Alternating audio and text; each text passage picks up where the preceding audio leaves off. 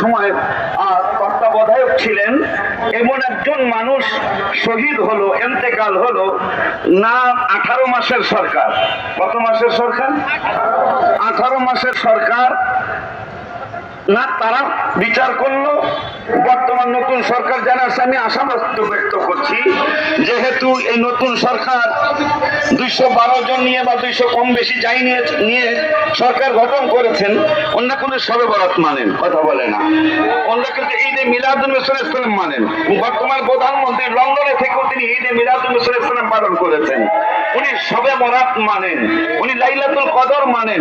যারা রইসুদ্দিনকে হত্যা করেছে, শহীদ করেছে, এরা কিন্তু শবে বরাত মানার মানুষ না, এরা কিন্তু ঈদে মিলাদুন্নবী সাল্লাল্লাহু আলাইহি ওয়াসাল্লাম মানার মানুষ না, এরা কিন্তু মাজার শরীফ জিয়ারতের মানুষ না।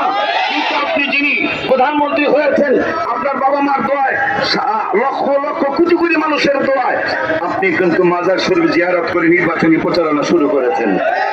আমার বিশ্বাস, আমার মনে হয় 6 মাসও যাবে না, রইসুদ্দিনের বিচার করার জন্য যত ধরনের ভূমিকা নেওয়া লাগবে, মনে হয় আপনি একটু পিছপা হবেন না। কারণ এদেরকে আপনার ধরা প্রয়োজন। এরাই আপনাকে ডিস্টার্ব করছিল, এরাই ডিস্টার্ব করতেছে সংসদে পর্যন্ত, এরাই আপনাকে ডিস্টার্ব করছে। যারা রইসুদ্দিনকে শহীদ করেছে, এরাই আপনাকে ডিস্টার্ব করছে। নির্বাচনে ভেবেছিলাম মনে হয় তারা ক্ষমতায় চলে আসতেছে, মনে হয় আগামীকাল তারা সরকার গঠন করেই ফেলবে। এমনকি এটাও বলেছেন যে ভোট জনগণ দিল আমরা ক্ষমতায় আসবো, ভোট না দিল ক্ষমতায় আসবো।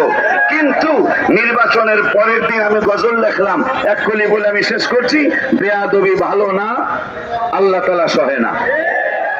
18 মাসে 143টা মাজার শরীফ ভেঙেছেন।